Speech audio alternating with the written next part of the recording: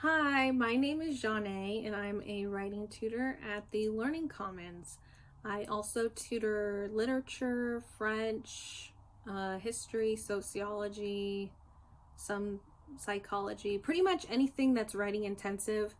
I am willing and able to work with you on. So if you're working in my specialty, you're probably preparing for some written exam of some sort, or maybe even a paper, something like that.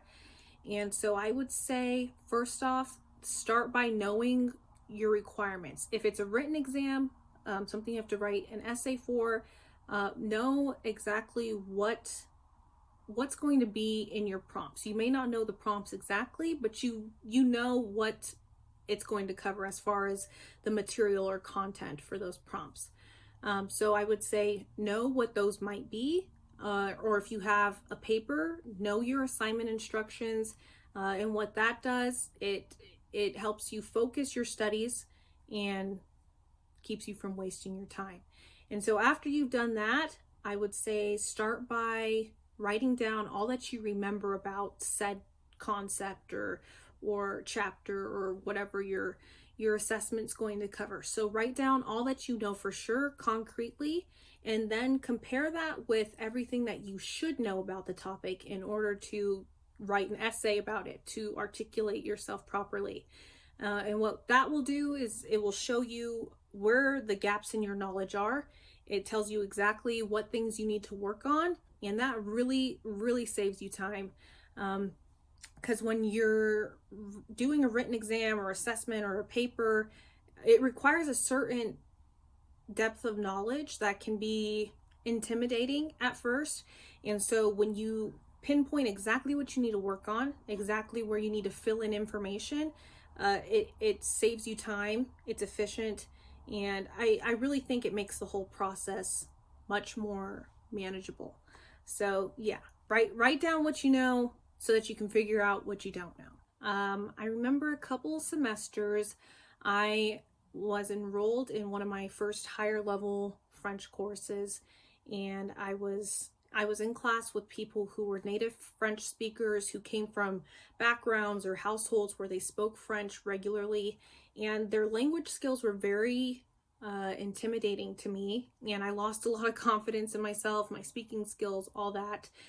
And the way I got through that was by connecting with my peers and connecting with my professor. The people around you, whoever you surround yourself with, can be major resources for you, and there's no shame in using them and going to them as much as you can. The tutoring center included, we are also resources to you, and we're never sad to see you come in, or angry or anything like that. We're only ever happy to help.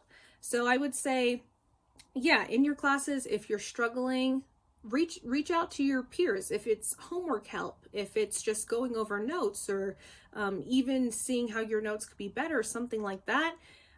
They're in the same boat as you. They're in the same position. They're in the same class. They're learning the same things that you are. So there's no shame, and in fact, there's something to be said for being able to reach out to those people and experiment with new ways to learn and to understand information and that sort of thing. And as far as professors go, when you don't understand or you're unsure of yourself, or even if there's ever something just standing in the way of you excelling in the class, more often than not, your professors are willing to speak with you about that and to brainstorm and problem solve those sort of things. So I would say always remember, the people around you are a resource. Use them frequently. Next question: is water wet?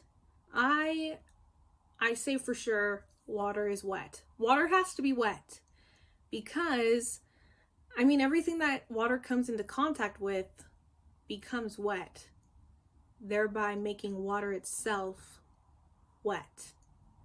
At least that's my reasoning. But yeah, my name is Zhane. You can find me in the Learning Commons, and I hope I get to work with you soon. Bye.